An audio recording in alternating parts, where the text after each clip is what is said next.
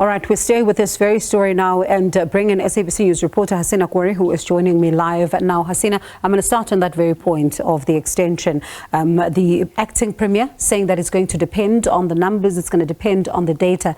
What sort of things are we hearing when it comes to some of the centres and the request for a deadline to be extended? We heard this echoing of sentiments from various different associations calling for an extension, some saying 3 months, and various different reasons being given. But before we, go into that, where we were at, which was at the Jabulani Civic Centre in the south of Johannesburg, we saw long queues, and at 2 p.m. or just before 2 p.m.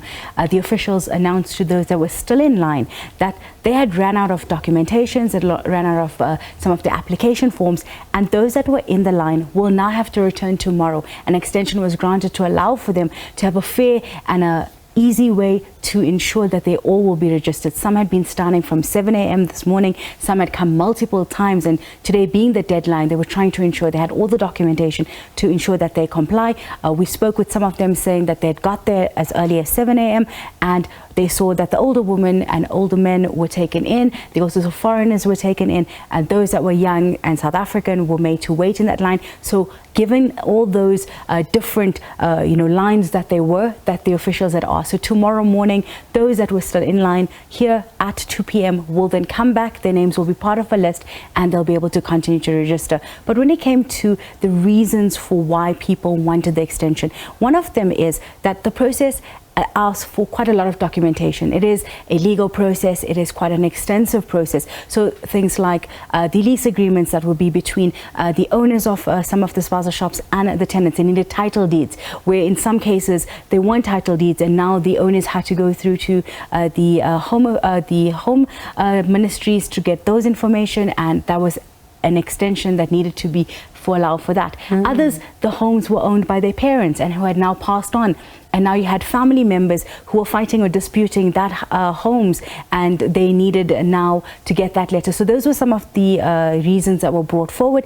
We saw one Spaza shop owner who was leasing out his premises and had asked, or the lease had come to an end in the early December, and he'd asked for the tenant to please allow for the process now that was going through to occur before he would then release the place. And when he got to the line this morning, he found his tenant in that line with his documentation, with lease agreements that he believes were forged. So these were some of the issues that had come forward.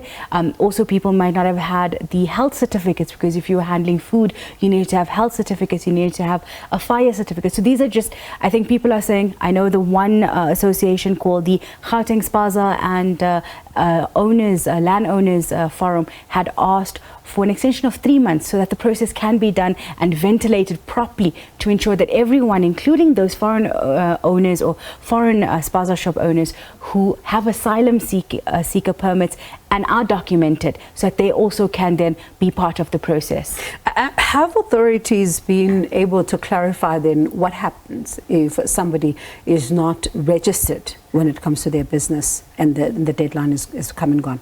Last week we spoke to Maile around that, and he said that those would then have to be closed down because there will be non-compliance. But we also need to understand that this was the first step in this entire process.